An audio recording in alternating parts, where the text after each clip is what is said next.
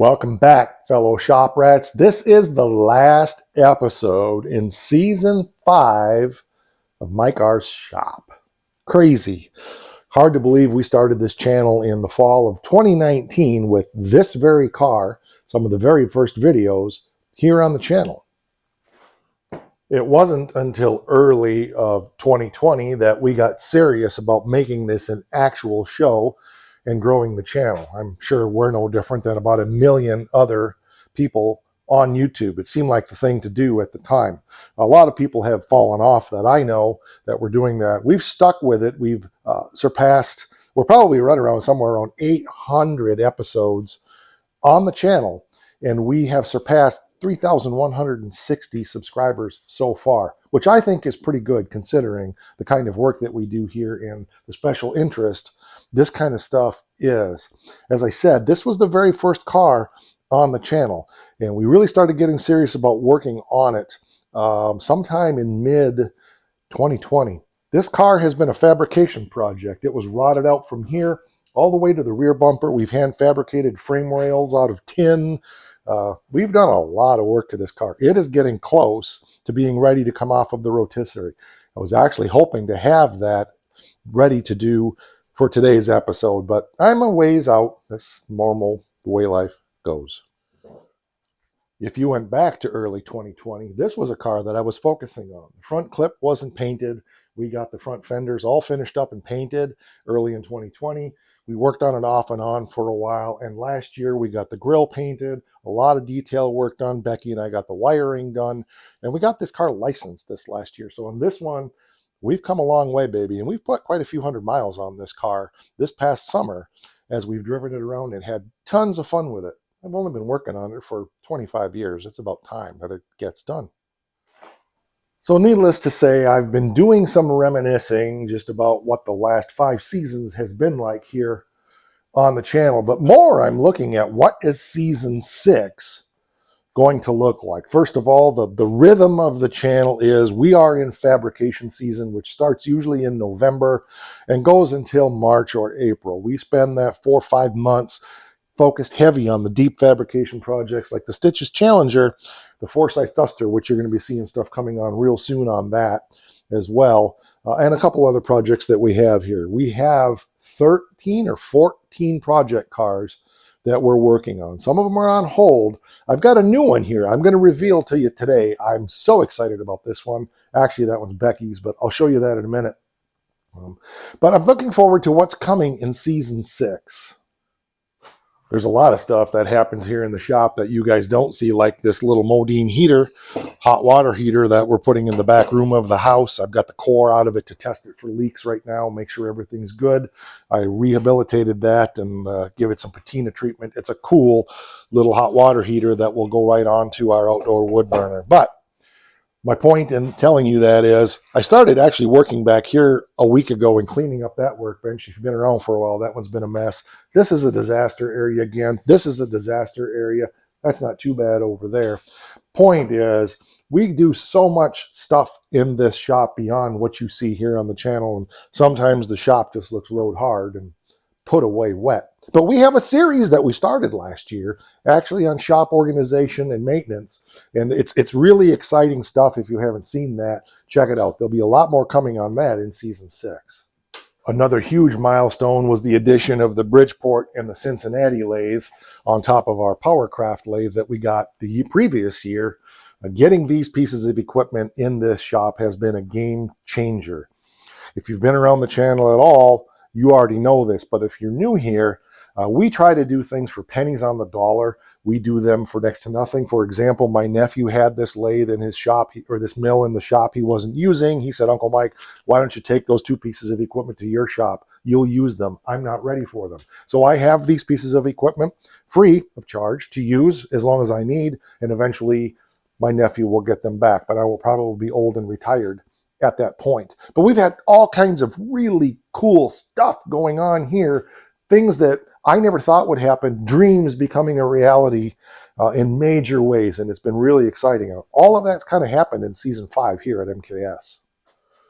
There were a lot of things here, like my toolbox and other things, holding us back from being able to get at the foresight. I've got some stuff to clean off, but we are definitely going to be working on this car real soon. This is the metal I'm going to be using, a nice 14 gauge to build an inner rocker panel on this side. We already have the torsion bar cross member new in the box. We've got some floor pans new in the box. It's not going to take long to get this car thrown together. If you're not familiar with this project, we brought it here a couple of years ago. It is a kind of a known car locally. Was owned by Bob Forsyth. It is a 70 340 3-speed Duster with 9,000 actual miles on it. People look at it and give me crap and say, there's no way, that car's so rotted out, there's no way. The car spent its entire life either sitting on the dirt or drag racing. And the last 20 years, 30, 40 years, since 1985, it was basically parked in mud. And that's why it rotted out. The car was actually very nice when it was parked. But we've got the motor, we've got all the numbers matching parts to put this back together. We're not restoring this car. We're going to preserve this car as Bob's drag car, kind of to preserve the local heritage of this once well-known car in this local area. That's definitely something to look forward to in season 6, beyond a doubt. We will be doing more on these cars. We will be working on the Scoops Dart. We will be working on Black Beauty, the 69 Charger. We hope to be able to get the 68 Pro Street Dart GTS out and back on the road this next year. Those are all the driver cars that you'll see coming in the spring. But let's take you and show you one of 2 new projects that I have acquired that you guys haven't seen at all. One of them's not here yet. There's some details there, mostly on my end here, that I need to work out before I can bring that project home. But the other one showed up here kind of unbeknownst and by surprise. It's a project that we've talked about for quite a long time. I really didn't expect it to happen anytime soon. And one day the guy called me and said, hey, I got that thing on the trailer. I'm on my way. I'll be to your place within the hour. That was not expected. Thrilled, but not expected. So let's take you and show you the new project that Becky and I are going to be doing together. She doesn't realize that yet, although I've told her. It's a big one, but it's a fun one, and we'll talk about what that's going to be. We're going to take our life in our hands and go through the back room. I still don't have those cabinets upstairs back here, but we'll get them there. I kind of have things arranged pretty well right now. Sorry, my lens is dirty. I kind of have things arranged pretty well right now so that I'm not really crammed for the space as far as needing the cars in there. So, and we've got another thing that may be coming at some point here that will be going in that spot anyway. But, okay, without further ado, I give you the project that's been talked about for years and finally came to fruition. Drum roll. Here we have a 1939 Dodge truck. This happens to be probably a 1-ton. It has a dump box mechanism on the back. It's got the slant or the straight 6 motor still in it. It's bad. I mean, it's beat. It's bad, but it's actually not as big a project as you might think. It looks overwhelming. I know when Becky looked at it, she's like, you can actually fix this? Oh yeah, that's no big deal. In some ways, the worse they are, the better they are. I mean, the roof is split apart here. Yeah, it's got stuff going on. But what we're going to do with this, the plan is I'm going to take the cab off, and we're going to take the dump box off for another project, and we're going to put this cab on a Dodge Dakota chassis. We're undecided if it's going to be a 4-wheel drive or a 2-wheel drive. I'm leaning towards 2-wheel drive. That's still in discussion. What I'm looking for, and I may have, is a Dodge Dakota, which is a crew cab, short box. Wheelbase is exactly the same as the wheelbase on this truck. So we can take this cab off, put it right on a running and driving Dakota chassis. I got a guy locally that has one that's not running and driving. A friend of mine down in Indiana, Bulletproof Garage, good friend of mine, Dave, he has some Dakotas. He has something that may work for us. So really all that's going to be required on this project is straightening out the metal, doing the fab work that needs to be done to fix all of this, pounding the roof out. Why is it every car I get has a smashed down roof? 47 had it, Challenger had it, my GTS had it. But anyway, it's not really as big a project as you might think. And the reason is because in some ways, the more it's rotted, the bigger chunks of metal you're throwing in. So you're not making so many little patches. You can make a lot of progress on a project like this real quickly. So the plan here, I hope to have it done by now. The plan was to get this cab on that cart back there where all my rear ends are. I got my rear end on a cart, and have this in the shop where I could be working on it. But realistically, that's not happening right now. So Becky wants this done by next October. So I've got a job of work, but she's gonna help me with it as much as she can. She's super busy with a lot of stuff, but I'm so pumped and excited about this. And understand that I'm not going to slow down on any of the other projects to get this done. This is going to be done in addition. So we may make some changes in the channel to accommodate for that. Like I said, the other project isn't here, but will be coming soon. Becky and I made the decision on this that we're not selling it. We went round and round about it, not between us, but with people who were interested in buying it. Quite frankly, I got sick and tired of dealing with chiselers, and we just decided, you know what, we're going to keep it. She's going to use it here on the homestead until we get that one done for her. And I think the interior in this is going to go in the new project you guys still haven't seen. At that point, then this truck will probably just go to the junk because it's just time to be done. But we can still use it. It runs, it drives, it's got brakes again, and it's all good. So anyway, talking about changes, it's a struggle to try to keep. The reason I do 3 episodes a week is because there's just so much going on. So Talk About It Tuesdays are just where I get to share my mind and my thoughts. Talk About It Tuesdays may eventually go away in season 6. We'll see. We may end up with 3 hands-on episodes a week. Some of it's going to depend upon life schedules and work and things like that. But that's the way it is. So yeah, that's coming. We still have Sassy over there to get done. I really would like to get that car thrown back together again, get it in like a Sherman-Williams green primer, and just pedal it. I've got a V8 for it. I've got all the new metal for it. It's got a decent interior. The car's only got 40,000 miles on it. It's got a good low mileage slant 6 in it right now. Either put that together for Becky to drive because she doesn't really like driving scoops a whole lot, or just pedal it down the road for, I don't know, 10, 12,000 bucks when it's done. We'll see. I don't know. That's maybe a little bit much money. Wanda's working great. We spent a lot of time working on that in season 5. We haven't had this one on the channel yet much. That will be coming in 2006 as well. It needs the brake lines up here in the front. It needs some body work. And it's got a miss on cylinder number 5. I'm guessing either a coil failed or a mouse chewed a wire. So that means the Golden Mullet project, which is going to be our Pro Mod supercharged 4-speed drag car, 426 wedge with a supercharger on it. I've got most of that stuff to build this car. Oh, my friend showed up. Hi, Goldie. That car is going to be on hold for another year or so. The Hemi truck still got engine issues. I need to get that probably in the spring. I'm just letting it sit for now. Both of these minis need a little repair work. I've got them both off the road right now because I just don't really need them.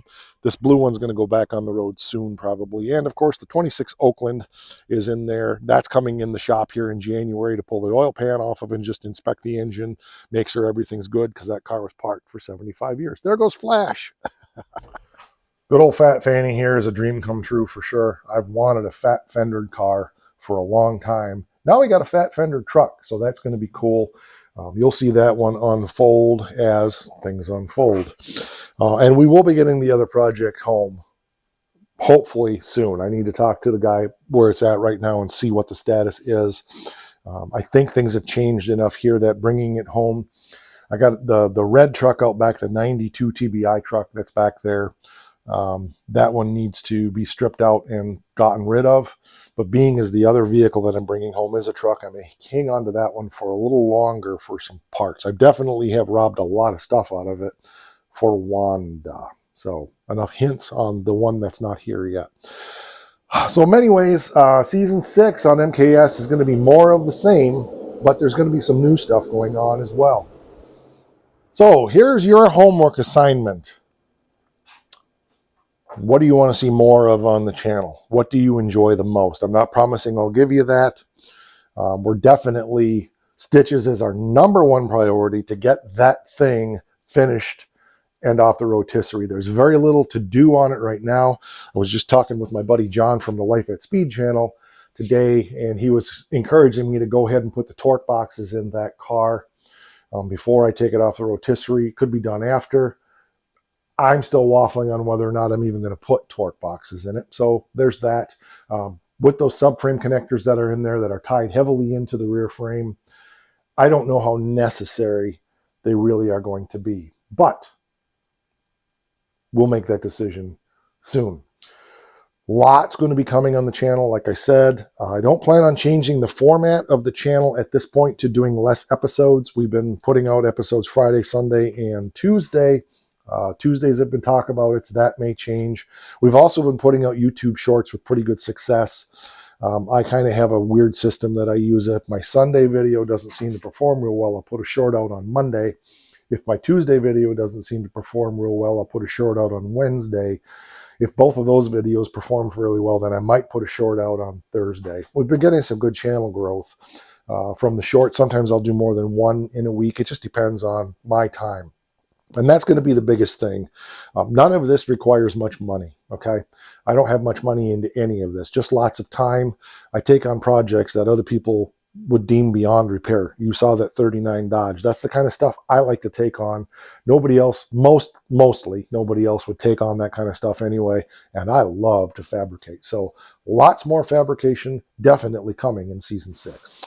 I would also be remiss in not saying thank you to everybody who has supported the channel, who has made it possible. I can't even begin to name everybody, but I will name a few people who have been extremely instrumental in taking this channel to new levels and providing support and resources to make the shop grow and to make the channel grow. First and foremost is my buddy Mark. You've seen him here on the channel many times. He'll be back. He's going to hopefully help me finish putting the trunk floor in the Stitches Challenger. He helped me on that before. He's also been instrumental in helping get the shop back under control when it gets out of control. So thank you, Mark. I appreciate it. Also want to thank Chris and Colleen. Colleen behind the scenes is a huge supporter of the channel.